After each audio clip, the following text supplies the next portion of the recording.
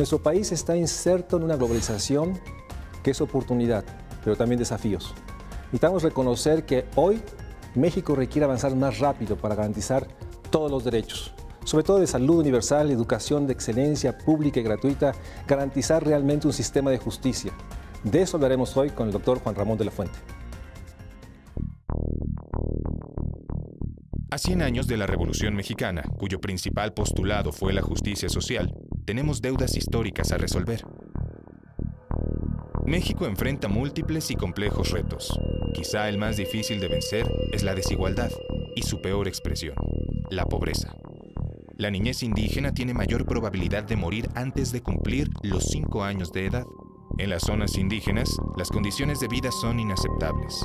8 de cada 10 indígenas son pobres. Las mujeres continúan percibiendo hasta 30% menos salario por las mismas actividades que realizan los hombres. La representación de las mujeres sigue siendo minoría en congresos locales, gubernaturas y ayuntamientos. Entre los adolescentes, solo 6 de cada 10 tienen la oportunidad de asistir a la escuela, situación más grave entre los adolescentes indígenas, ya que solo 4 de cada 10 indígenas reciben educación escolarizada. Además, entre las personas con alguna discapacidad, la escolaridad promedio apenas alcanza el 4º grado de nivel primaria. En general, la población mexicana sigue siendo presa de la desigualdad económica y la injusticia social, factores que limitan el sano desarrollo de nuestro país. La Encuesta Nacional de Ingreso y Gasto en los Hogares 2012 muestra que en México, las personas de más altos ingresos perciben 24 veces más salario que las personas de menores recursos. La comparación de los llamados superricos frente al resto de la población sigue siendo ofensiva. De acuerdo con el estudio del Banco Mundial titulado La trampa de la desigualdad en México, los supermillonarios de nuestro país ganan hasta 14,000 veces más que el promedio de la población. La migración también se explica por los índices de desigualdad. La decisión de ir a buscar mejores condiciones de vida a los Estados Unidos de América se sustenta más en la desigualdad que en la pobreza. Tenemos en la desigualdad la mayor falla geológica de las estructuras capitalistas de nuestra sociedad, y es en la salud y en la educación donde se encuentran los derechos llave que pueden abrir la puerta a mejores y más dignas condiciones de vida para las y los mexicanos. Tengo el enorme gusto de tener aquí en el Estudio de México Social al doctor Juan Ramón de la Fuente. Sin duda un académico prestigiado de la UNAM, un servidor público que demostró eficiencia, eficacia, honestidad, compromiso, y desde hace unos años una persona que sigue con compromiso esta evolución global de toda la agenda social. Y para nosotros, para el Estudio de México Social, es un gusto que estés con nosotros aquí, Juan Ramón, y que nos des esta primera apreciación. Estamos mediados de la segunda década del siglo XXI. Ha pasado mucho tiempo desde las metas del milenio, platicábamos hace rato. ¿Cuál sería una síntesis de la cuestión social a nivel global? ¿Cómo la observas? ¿Cuáles son los fenómenos que te preocupan? ¿Cuáles son los temas que piensas que compartimos con el mundo, nuestro país? ¿Por dónde empezar una reflexión global de lo social? Gracias, Mario Luis. Un gusto estar en tu programa con tu auditorio. Pues mira, yo creo que la globalización a estas alturas, digamos, del siglo, por un lado, se ha consolidado como un fenómeno por lo pronto irreversible, en el que las expectativas que generó, pues creo que fueron más allá de las realidades que estamos enfrentando. Y no quiero necesariamente plantear un panorama pesimista o catastrofista, pero yo creo que hay temas en la agenda global hoy en día para los cuales no hemos encontrado una solución. Desde luego está por un lado el gran tema de la inseguridad y de la violencia como un fenómeno que se ha expandido a muchas regiones del mundo, no solamente la violencia vinculada al crimen organizado, sino la inseguridad que percibimos los ciudadanos casi de manera cotidiana en muchísimos países y en casi todas las ciudades que se han estudiado. Por otro lado, tenemos el gran tema de la desigualdad, que ha aumentado en el mundo. Ciertamente, cuando vemos los análisis de los índices de pobreza pueden haber mejorado, como es el caso de México, pero no las brechas enormes en donde lo que hemos visto es que el sistema está diseñado para que si eres rico lo seas más y también si eres pobre lo seas más, ¿no? Es decir, hay una separación, una mala distribución de toda la riqueza que se genera en el planeta y que en lugar de distribuirse se acumula. Yo creo que este es otro gran tema. Una tercera vertiente tendría que ver con la parte de educación y empleo. Lo pongo junto porque si bien es cierto que en muchos países la educación sí se ha convertido en esa gran palanca que ha permitido que su modelo se vaya inclinando más hacia la economía sustentada en el conocimiento, que por cierto, Mario, creo que es el modelo que en México deberíamos de seguir en términos generales. Creo que es el que más nos conviene como modelo de desarrollo. Pero lo que ha ocurrido en algunos países es que han logrado un buen nivel educativo en su sociedad, pero ha fallado la generación de empleos. Entonces ahora tienes gente razonablemente bien educada, bien preparada, sin empleo. Yo creo que ahí el vínculo empleo-educación es un vínculo que no ha logrado definirse en los términos de fluidez que uno hubiese pensado que podría darse. Y mencionaría quizá también como un tema importante en la agenda global el tema de la salud, que por un lado ha sido víctima de sus propios éxitos al disminuir la mortalidad infantil, al disminuir las enfermedades infectocontagiosas, aumenta la esperanza de vida. En términos generales, México también va en este tobogán de la esperanza de vida creciendo, pero la esperanza de vida al aumentar nos plantea nuevos retos para los cuales los sistemas de salud y de seguridad social no están preparados. Las enfermedades crónico-degenerativas, la epidemia de cáncer, la diabetes, con costos exorbitantes que los sistemas de salud públicos y privados no pueden absorber, las pensiones, que sigue siendo un tema que no tiene hasta ahora una clara solución, y lo más grave de todo en esta ecuación es la calidad de vida. Yo creo que la calidad de vida no va de la mano con el crecimiento en la expectativa de vida. Se vive más, pero no estoy seguro que se viva mejor, y creo que en muchos casos inclusive esos últimos años de vida son años tristes, son años de sufrimiento, son años muy complicados para quienes llegan a esa altura. Entonces, bueno, como ves, yo creo que la globalización pues generó expectativas, pero confronta hoy en día realidades complicadas. Muy complicadas. Déjame irme a otra esfera. Yo comparto contigo estas macro tendencias sociales, pero por otra parte hay una dimensión de lo individual, esta parte más micro. Platicábamos hace rato sobre individuos que, más allá de los sistemas de protección que tengan a su acceso, viven procesos agudos de soledades, problemas de salud mental. Tú eres un especialista, que obviamente tiene manifestaciones como puede ser el suicidio, pueden ser una serie de conductas. Esta parte del individuo en la globalidad, ¿cómo la podrías describir? Mira, qué bueno que lo tocas, porque es un gran tema y no es solamente un tema para filósofos. Vamos, a lo que quiero es decir, esto es algo que va creciendo y para lo cual no hemos, desde luego, encontrado ni mecanismos para prevenirlo o detenerlo, ni para contender eficazmente con ello. La depresión es hoy en día la tercera enfermedad que representa un mayor peso en la salud individual y colectiva. Los problemas neuropsiquiátricos van en un orden exponencial. Por ejemplo, fíjate, cada 4 segundos, Mario, se diagnostica en el mundo un nuevo caso de demencia. Cada 4 segundos, fíjate los que se han diagnosticado desde que empezamos a platicar. Sí. Y México, digamos, quizá no trae el ritmo más acelerado de todos, pero es un problema grave que no sabemos cómo contender con ello. El problema del alcoholismo, sin lugar a duda, en mi opinión, y de acuerdo a muchos estudios, como el gran problema de las adicciones, mucho más serio que el de otras drogas que no necesariamente son menores.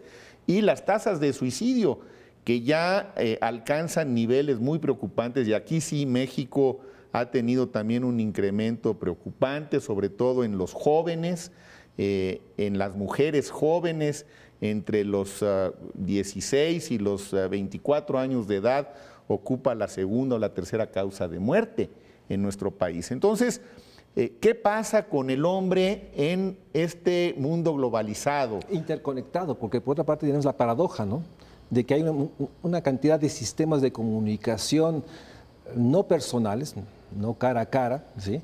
Y entonces la paradoja es esta expresión que nos habla de un fenómeno global de problemas de salud mental, corrígeme si esa es la manera de expresarlo, que no tiene fronteras, parece ser que algo que estamos compartiendo en todas las sociedades. No tiene fronteras y representa también un problema muy complicado a veces de entender desde el punto de vista del funcionamiento de nuestra estructura mental y de nuestra personalidad, porque como tú bien dices, ahora es muy fácil y muchísima gente está conectada, ¿no? Sí. Al grado de que cuando no están conectadas entran en una crisis de angustia brutal, ¿no? Si alguien de repente se da cuenta que no tiene señal, bueno, pareciera un náufrago, ¿no?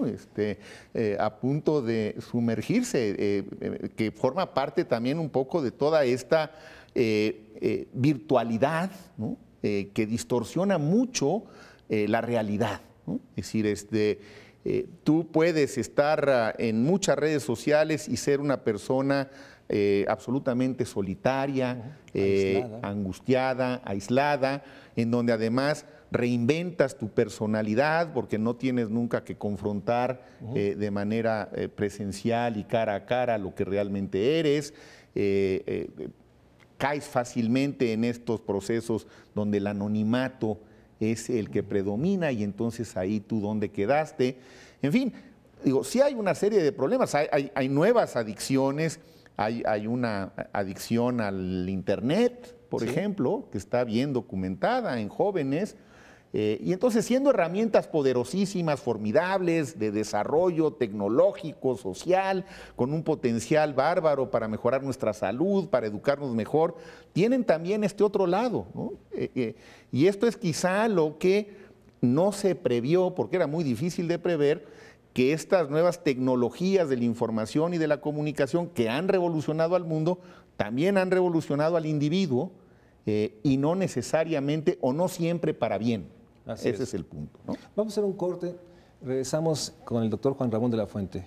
Sin duda este proceso de globalización expansiva sigue siendo el motor, como bien nos dice el doctor Juan Ramón de la Fuente, pero también ha generado procesos inéditos que nos rebasa y que sin duda ponen en entredicho, pues yo diría que todos los sistemas de bienestar, más allá de sus capacidades y sus diseños. Vamos a un corte y regresamos con el doctor Juan Ramón de la Fuente. Según datos del INEA, en nuestro país, el rezago educativo afecta directamente a 85.410.611 mujeres y hombres de 15 años y más. Del total de esta población, más de 5 millones son analfabetas, 10.052.846 no han terminado la primaria, cerca de 17 millones de personas no han terminado la secundaria, lo cual nos da un rezago total de 32.092.865.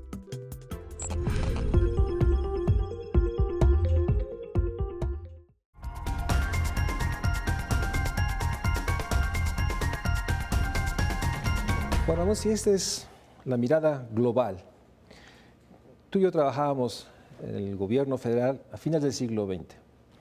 Teníamos una noción en salud, educación, en ciertas áreas estratégicas de lo social, y se planteaba el 2015 como los pisos mínimos a alcanzar, ¿no? Pensábamos que realmente íbamos a llegar al piso, no era el techo que se planteaba, pero por lo menos asegurar estas metas. Estamos ya, digamos, a la mitad de la segunda década del siglo XXI.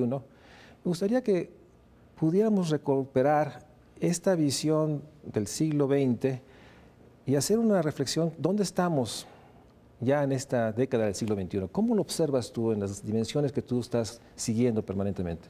Mira, yo creo, Mario, que sí han cambiado, desde luego, las perspectivas y las percepciones, porque ha cambiado la realidad de aquella que analizábamos en lo que ahora ya parece ser un muy lejano final del siglo XX. Así es. Pero pues en realidad no han pasado más que 15 años, es decir, son muchos o son muy pocos. Yo creo que son relativamente pocos. Nos movíamos con algunas ideas generales que parecía que iban a ser necesariamente muy buenas. Desde luego, se había acabado la bipolaridad, ¿no? En el mundo, y entonces entrábamos a raíz de la caída del muro de Berlín, entrábamos en la idea de que el mundo tendría una recomposición geopolítica donde predominarían las democracias en el modelo occidental. Creo que le dimos un valor verdaderamente excesivo a los mercados, como si estos fueran a ser los elementos que por la mano invisible iban a ajustar todos los modelos de desarrollo y los esquemas de desarrollo. Los estados creo que se fueron compactando, el mismo concepto del Estado-Nación, y México no es la excepción, fíjate tú. En nuestro propio modelo viene la alternancia, ¿no?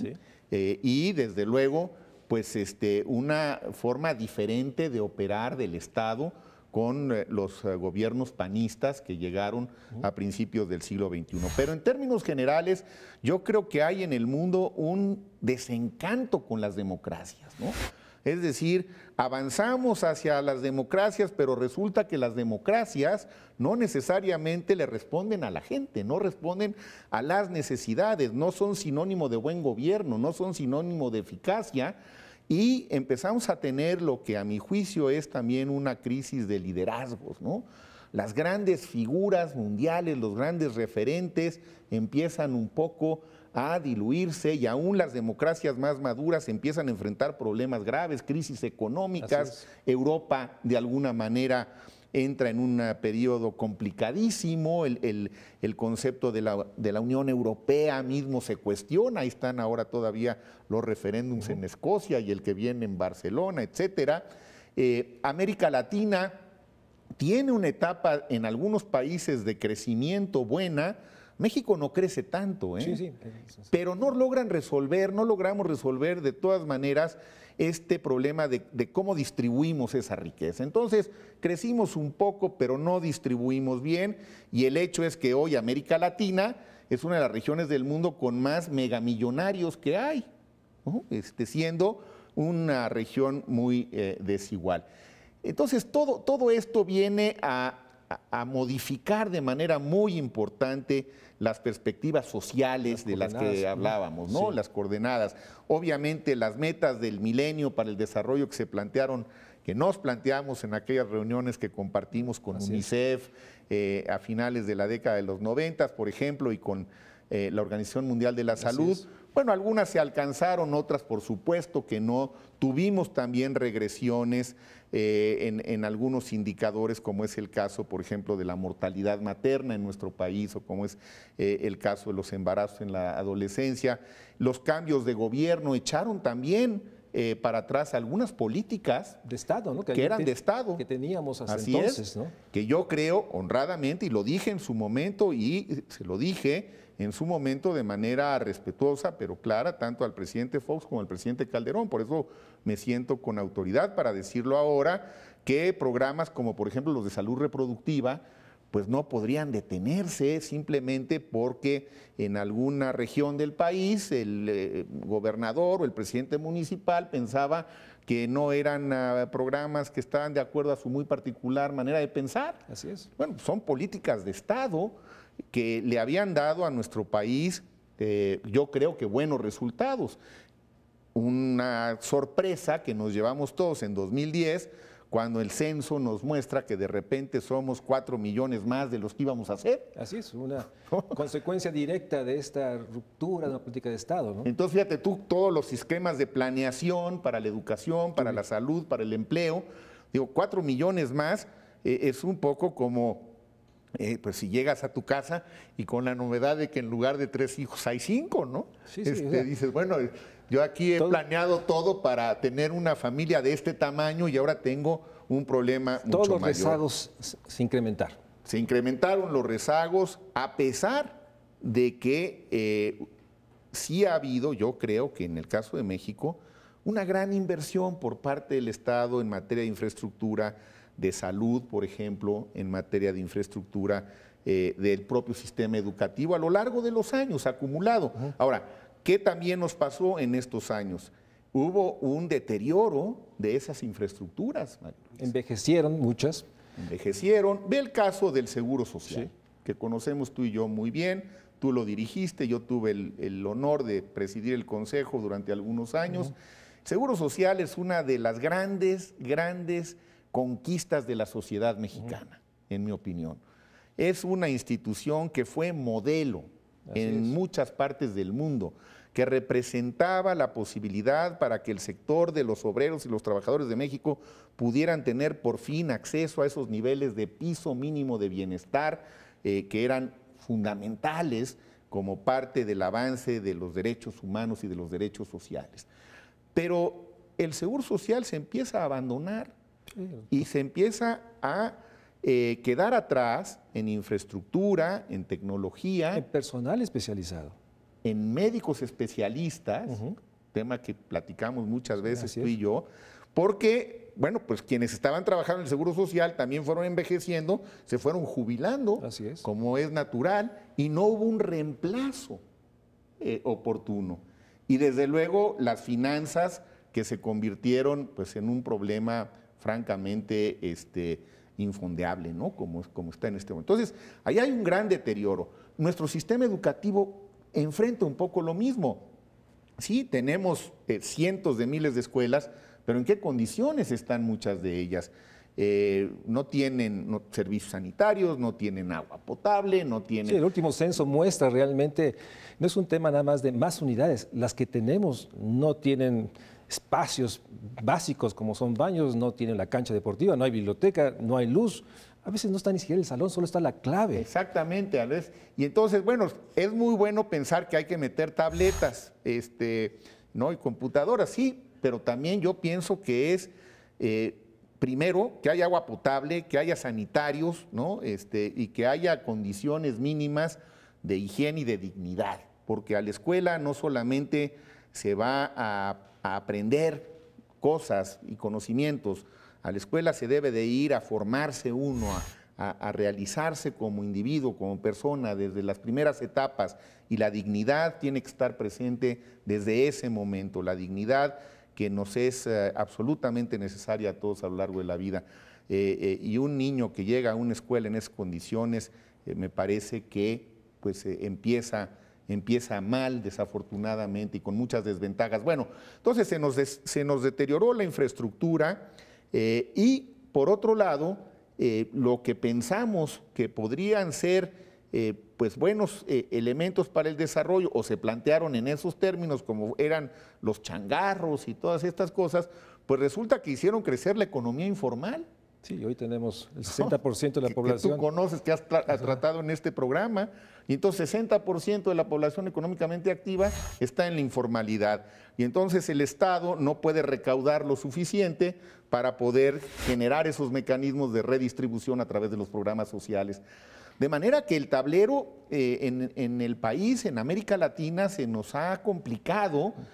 Aunque habrá que decir también, tratando de hacer un balance justo, al igual que en la visión global, bueno, pues que hemos tenido algunos avances, que hemos tenido años de paz social, que son muy importantes, que nuestros procesos democráticos han ido mejorando, han ido madurando, que hoy tenemos elecciones que son más creíbles, que hemos construido algunas instituciones buenas, el IFE, como por ejemplo el IFAI recientemente. Entonces, claro, no todo ha sido nada más deterioro y regresión, ha habido algunos avances, pero el tema es que al final del día lo que tenemos es un tablero sumamente complejo, ¿no? En donde se requiere más que buenas intenciones para realmente tratar de dar los pasos que necesitamos dar en los próximos años, que sería la siguiente parte que tendríamos que ver, ¿no? Así es, queremos platicar porque yo comparto contigo, sí ha habido avances, pero han sido muy graduales, muchos muy desiguales. Ha habido retrocesos reales, y el que tú citas sin duda es emblemático, de salud reproductiva, incluso un programa emblemático de salud, las campañas nacionales de vacunación. Algunos datos reflejan que parece que hay un retroceso. Y por eso quisiera ahorita, regresando del corte, platiquemos sobre la República. Hoy las 32 entidades, las ciudades gigantes que existen, estas megaciudades, se convierten en espacios en los cuales la coordinación, la concertación ofrece desafíos muy diferentes que en el siglo XX. Entonces, hablemos sobre la República, regresando del corte con el doctor Juan Ramón de la Fuente.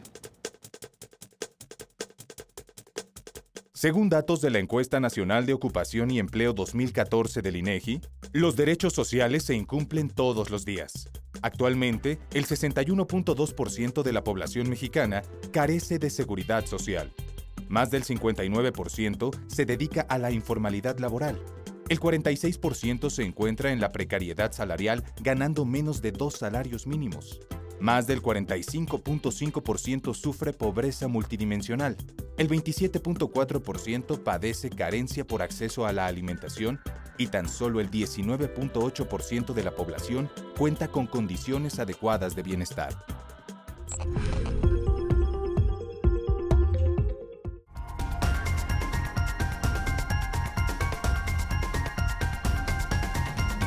Una realidad que comentamos en el corte es que hoy la República, estas 32 entidades con municipios que muchos expresan también una visión de poder, una visión de desarrollo, hace muy difícil o hace más complejo la coordinación, la concertación que se realizaba en el siglo XX, en lo cual había un gobierno central que imponía políticas nacionales.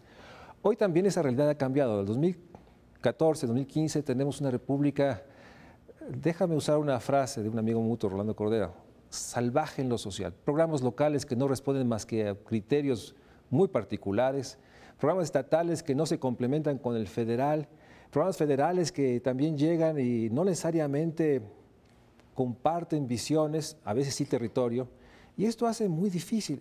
E instrumentos, como el Consejo Nacional de Salubridad, el único instrumento constitucional de la coordinación, que yo creo que hoy tiene grandes retos en términos de coordinar la acción de la República. ¿Cuál sería tu mirada de la República en estas coordenadas? Mira, yo creo que como tú bien dices, hay que tener más claridad en ciertos temas y definiciones, Mario Luis. Por ejemplo, el gran tema del centralismo versus el federalismo que tú mencionas. Bueno, llevamos más de 200 años debatiéndolo, ¿no? En este país. Cuando a finales del siglo pasado el centralismo parecía ser un fenómeno asfixiante, y yo así lo percibí y creo que tiene muchos efectos indeseables el centralismo en un país como México, nos movimos al federalismo renovado, sí. ¿Te recuerdas? Se descentralizó la educación primero, la salud después, pero no se le dio a esos procesos el debido seguimiento, en mi opinión, porque una cosa es descentralizar manteniendo la rectoría de un gobierno federal, como tiene que ser, y otra cosa es descentralizar diciendo, ahí te lo paso y me desentiendo del asunto. Claro, si lo que se trataba era de decir, ahí te lo paso y me desentiendo del asunto, pues, ¿qué tuvimos? Pues, tuvimos que algunos gobiernos lo hicieron muy bien, estatales me refiero, algunos estados lo hicieron muy bien y algunos estados lo hicieron muy mal. Pero lo que me parece que ha sido un error grave es que el gobierno federal no haya definido con precisión si sus programas sociales van a ser programas federalizados o programas centralizados. Y nos quedamos con una mezcla de los dos y como tú dices, es pavoroso. Hay centenares de programas sociales que le cuestan al gobierno una fortuna con un impacto muy bajo porque hay una multiplicidad o de no esfuerzos, impacto, ¿no? Incluso está documentado, programas sociales que no tienen sin impacto. impacto, que es peor, fíjate tú, eso ¿no? Es terrible, eso sí es una cosa que me parece inadmisible. Yo en lo personal, Mario Luis, soy federalista, Sí. Siempre lo he sido. Yo creo que la descentralización es para un país como México, tan diverso, tan disímbolo, para este mosaico tan complicado que es nuestro país, es un esquema mejor que el centralista. Pero si no se da un cabal seguimiento y no se tienen los instrumentos jurídicos y políticos para dar ese seguimiento por parte del gobierno federal, entonces creo que la descentralización se convierte en un grave problema. Tú señalabas el Consejo Nacional de Salubridad General, que es, digamos, un magnífico modelo, sí, cuando operaba bien en los tiempos que a mí me consta, creo que ahora ha nuevamente retomado bien su papel, y qué bueno que así sea. Pues tú tenías a los secretarios de salud de las entidades federativas nombrados por los gobernadores, como tiene que ser, pero no les enviabas desde el centro luego un delegado con el dinero, porque entonces ahí es donde empiezas con la confusión, ¿no? Sino que ellos venían a un cuerpo colegiado en donde se dictaban las grandes políticas de salud. Y el ejercicio de esos programas correspondía a la autoridad local, no solo estatal, en muchos casos también municipal. Y, por ejemplo, el éxito de los programas nacionales de vacunación, en donde México ha sido realmente un gran ejemplo, y aquí aprovecho para darle un reconocimiento a Jesús Cumate, que fue realmente el gran promotor de estos programas. Un gran beneficio social. Bueno, se concebían centralmente, pero evidentemente se operaban todos ellos a nivel local, a nivel regional, con diversos grados de dificultad, porque no es lo mismo dar un servicio en una ciudad donde hay comunicaciones, donde hay muchos centros de salud en este caso, a dar ese mismo servicio en algunas de las comunidades que tú y yo conocemos, que son comunidades rurales, dispersas, de dificilísimo acceso, donde no puedes llegar, donde no hay médico, donde no hay centro de salud, donde no hay escuela, y todavía tenemos una dispersión ahí muy importante. Pero además, ahí era evidente cómo las grandes instituciones de salud federales, Salud, ISSSTE, IMSS, todos cooperando, todos con un mismo esquema. O sea, sí era, digamos, el modelo emblemático de la coordinación de los 3 niveles de gobierno. Se estaba bien coordinado, y fíjate que a pesar de esos esfuerzos, hablábamos hace un momento en el corte, por ejemplo, no hemos logrado en México tener el Sistema Nacional de Salud como un sistema único. No hemos podido hacerlo, Mario Luis, han sido intentos que se han quedado en el camino por diversas razones. En una época económicas, no había dinero. En otra época, políticas, pues era muy difícil cambiar la Ley Federal del Trabajo, sin la cual, por cierto, no unificas al sector salud, ¿eh? Sí, nos o sea, si no cambian la Ley Federal del Trabajo, que no nos digan que van a hacer un sistema único de salud, puede que sea un sistema mejor coordinado. Y luego esta parte de los recursos humanos y de la unificación de programas, el modelo de atención en el primer nivel, en el segundo nivel, en el tercer nivel. En el caso del IMSS, por ejemplo, funciona bien gracias a los médicos familiares. Así es. Que cumplen un papel fundamental, papel importantísimo, ¿no? Tú los conoces muy bien. Pero en el caso de los sistemas estatales o de los sistemas de no seguridad social, esta figura no existe. Y entonces las cosas se nos concentran a veces en instituciones de excelencia, como son los institutos nacionales de salud, pero que están todos totalmente saturados, están sobresaturados. Ir a cancerología es un gravísimo problema, porque hay muchísima más demanda que la capacidad real del servicio. Lo mismo te pasa en nuestros grandes centros, donde están realmente las mejores figuras, digamos, de la medicina mexicana, buena parte de ellas, no pueden ya en un esquema centralizado seguir funcionando, aún cuando los llamemos institutos nacionales, que en realidad lo son en cierta forma y en cierta forma han dejado de serlo. Pero desde tu perspectiva, ¿qué pasó? Porque en este siglo XXI surgió un nuevo esquema de aseguramientos, el Seguro Popular, que era básicamente un sistema financiero que aseguraba seguir al usuario. Eso se sumó a lo que teníamos y generó un proceso que ha habido una gran discusión, sigue habiendo una discusión, de que esa no era la ruta adecuada, que era una ruta que habría haber complementado con otras acciones. ¿Cuál es tu impresión? ¿Qué pasó? ¿Por qué no tenemos, deja tú, si esta administración logra hacerlo, ¿Por qué no se logró hacer Ojalá, antes? ¿verdad? Sí, ojalá, digo, ojalá, todos lo queremos. No, bueno, yo parto a que mí no. díganme en qué ayudo, si lo van a hacer, No, yo bueno, me apunto es que para ayudar. muchos de nosotros sostenemos que no podrá haber una reforma del sistema social si no está anclado en el sistema de salud. Digo, es el que permitiría articular el resto de los sistemas. Pero en el caso del Sistema Nacional de Salud, ¿dónde estábamos en el siglo XX, año 2000, donde tú y yo dejamos de estar en el gobierno? ¿Qué nos pasó en estos 10 años? Porque ha sido siempre bandera, ha sido siempre aspiración, yo diría, de nuestras generaciones, por decir de Mira, el manera. Seguro Popular le inyectó muchos más recursos al sistema de salud y eso es muy bueno. Ahora, ¿cómo se usaron esos recursos? Ahí yo tengo algunos cuestionamientos que hemos analizado en foros muy rigurosos como la Academia de Medicina, la propia Facultad de Medicina de la UNAM, porque en realidad de manera paralela se debilitó a la seguridad social. Yo lo que creo que parte del problema ha sido que creció este sistema de protección social, así se le llamó, que es el Seguro Popular, que no estoy seguro que sea un seguro como tal.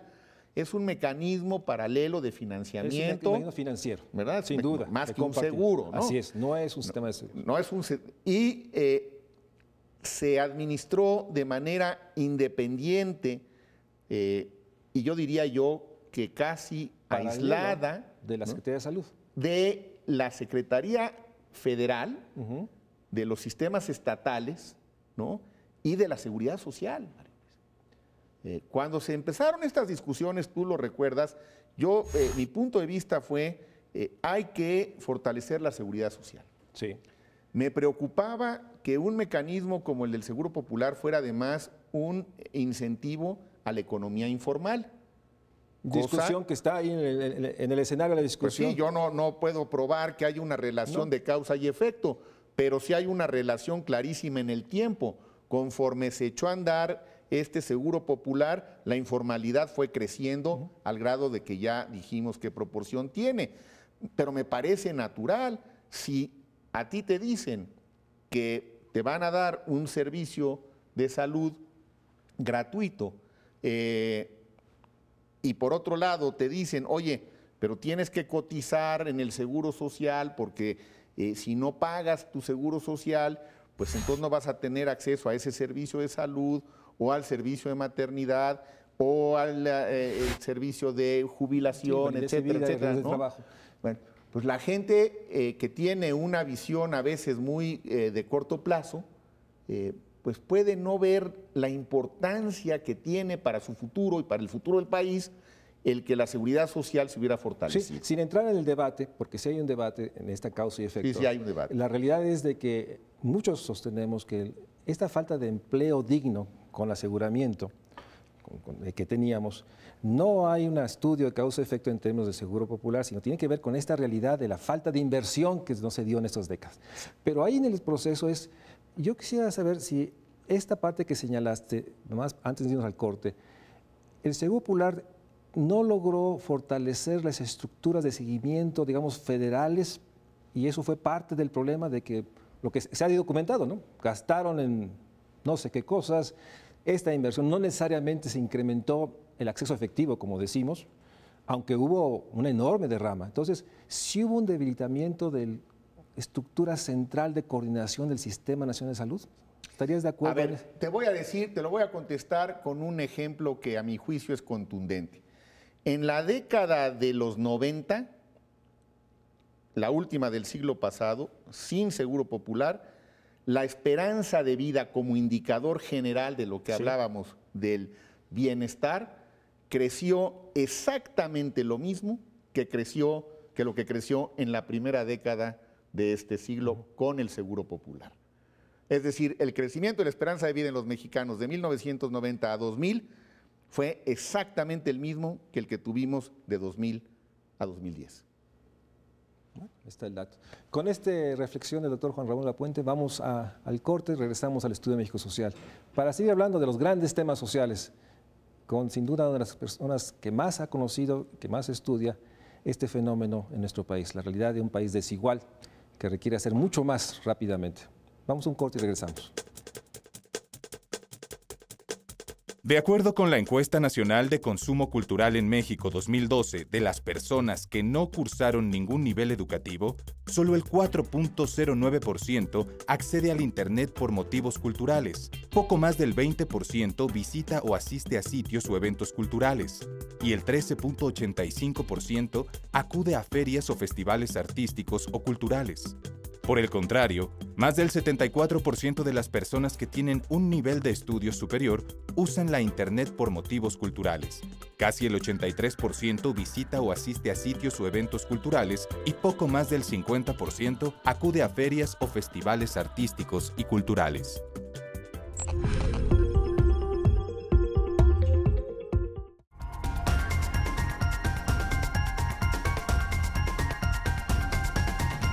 Yo creo que es indudable lo que el doctor Juan Ramón de la Fuente nos decía.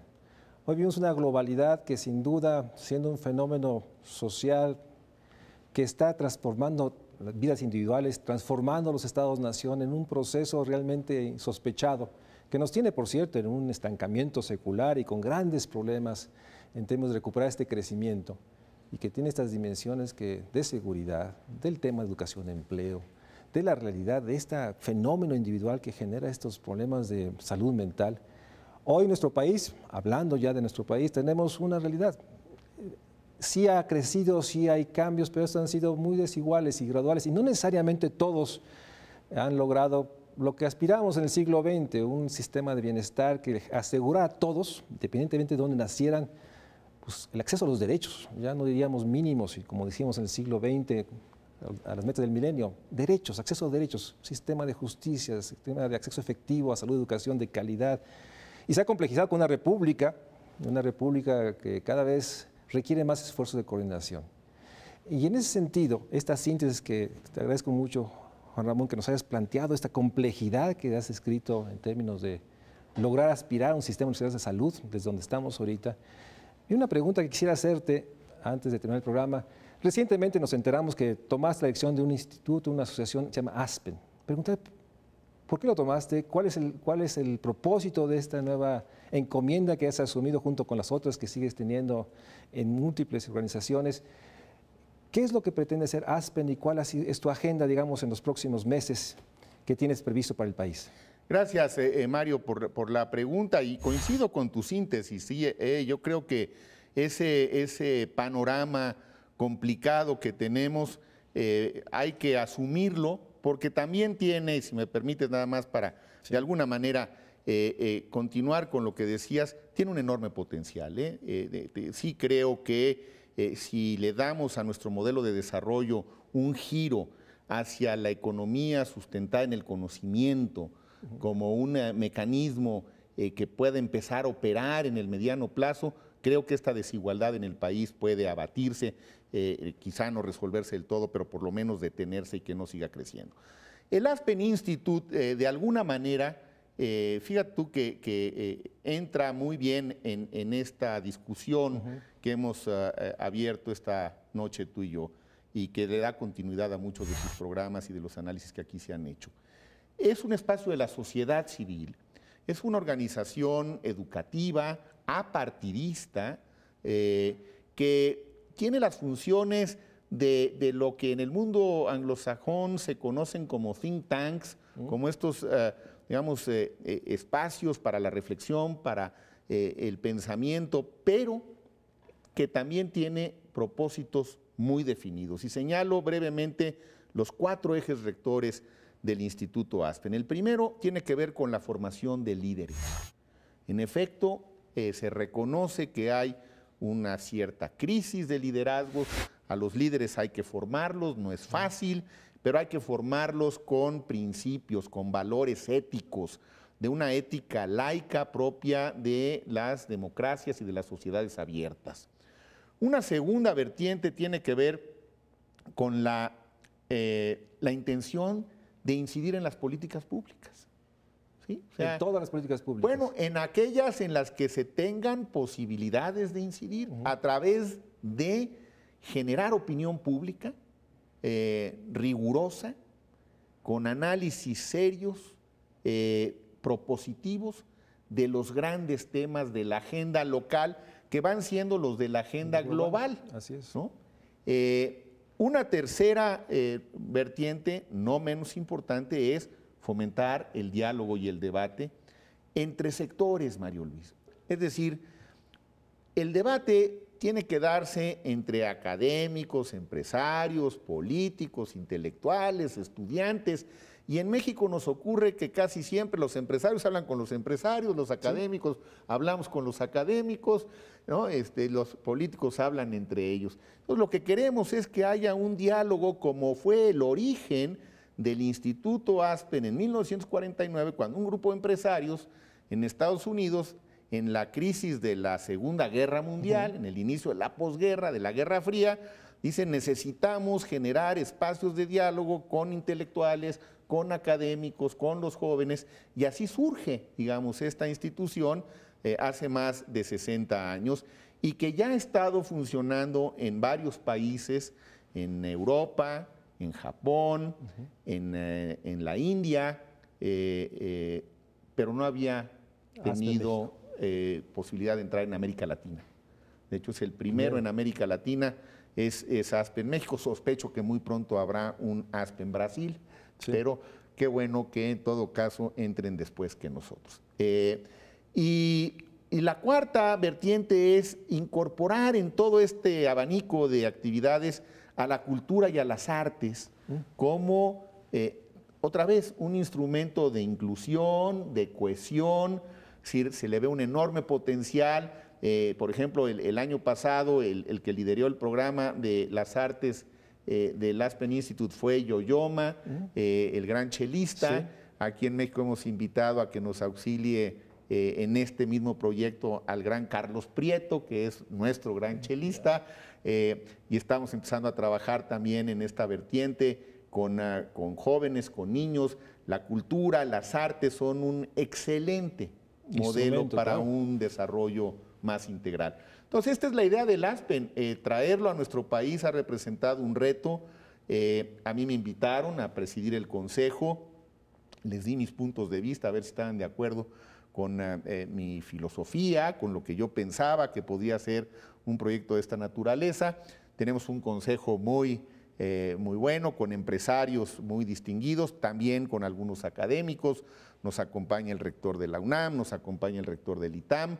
Entre otros de los académicos tenemos un comité técnico asesor donde están instituciones como la Academia de Medicina, como la NUYES, como el Seminario de Cultura Mexicana, y vamos creciendo, digamos, paulatinamente. Llevamos unos pocos meses, pero creo que a México le puede venir muy bien una institución de esta naturaleza, muy del espacio de la sociedad, con una clarísima definición de objetivos y de mecanismos de acción, con este compromiso de ser una institución apartidista, lo vuelvo a subrayar, lo cual no quiere decir que no interactuemos con todas las fuerzas políticas del país. Están obligados con lo hacemos, de hecho ya lo hicimos en algunos de nuestros eventos, como tú sabes, y yo creo que es una institución que para los jóvenes también va a ser muy importante. Fíjate, te comento brevísimamente, en el último acto que tuvimos, hicimos un análisis de lo que había pasado en nuestro país, en este cambio que hubo del IFE al INE, con Pepe Woldenberg, con Lorenzo Córdoba y con 3 panelistas estupendas que nos acompañaron, María Amparo Casar, Jacqueline Pechard y María Marván. Y luego abrimos la discusión a los jóvenes que había ahí. Y una de las estudiantes que estaba ahí, estudiante de la Escuela de Derecho, de segundo año, hace una pregunta y que es, bueno, ¿y qué pasa si no funciona el INE? ¿Cuál es el plan B? ¿No? A lo cual el consejero presidente, que estuvo muy lúcido, por cierto, muy inteligente como es Lorenzo, le dijo, es que no hay plan B, esto tiene que funcionar, etcétera, etcétera. Pero es la pregunta del estudiante la que hace la agenda de los días subsecuentes en los medios de comunicación. Mira, qué no fueron las preguntas de los... Allá había dirigentes de partidos políticos, había legisladores, había gobernadores que también participaron. Lo que hace realmente que el tema sea un tema de agenda pública, es la pregunta de un estudiante, y esta es la gran frescura de los jóvenes, y eso es lo que queremos aprovechar. Formar líderes como, primero, acercando a los jóvenes con los líderes del sector empresarial, del sector político, del sector académico, para que puedan interactuar.